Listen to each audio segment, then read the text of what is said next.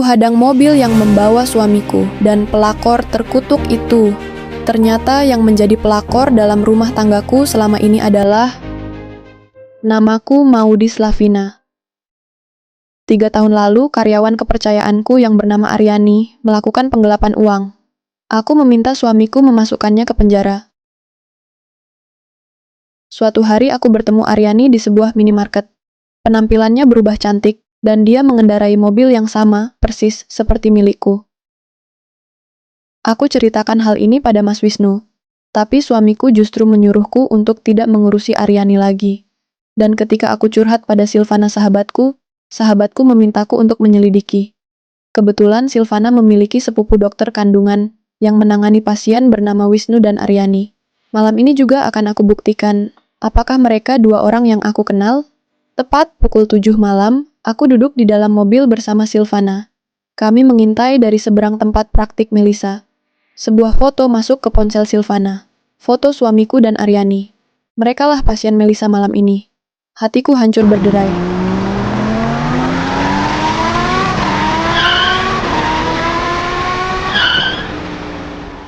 Aku membuka pintu dan turun dengan cepat. Tapi yang keluar dari mobil itu justru Pak Supir. Aku melepaskan sepatu dan menghantamkan ke arah mobil itu berulang kali. "Keluar kamu, Mas! Keluar!" "Bu, Ibu apa-apaan sih?" kata Pak Supir. "Suruh majikanmu keluar dan hadapi aku, istrinya." Silvana ikut keluar dan tiba-tiba menarik tanganku. Dia memberiku sesuatu. Linggis.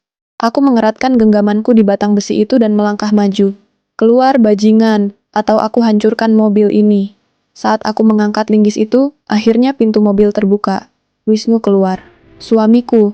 Wajahnya pucat, matanya dipenuhi ketakutan. "Di." Suaranya bergetar.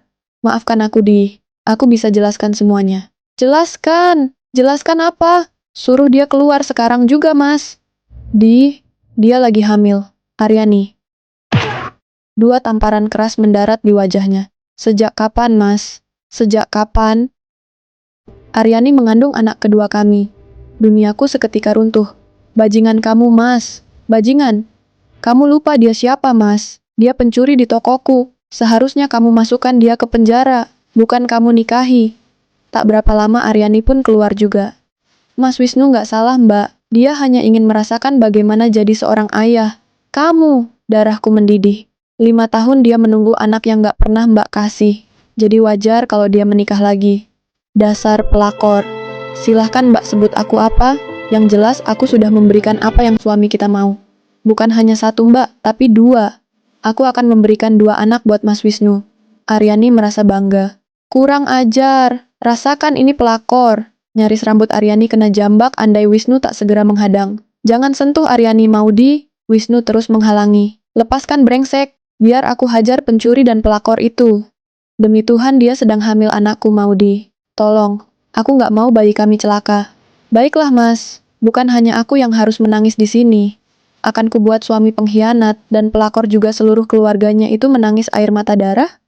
Mau tahu cara apa yang akan kulakukan untuk membalas sakit hatiku?"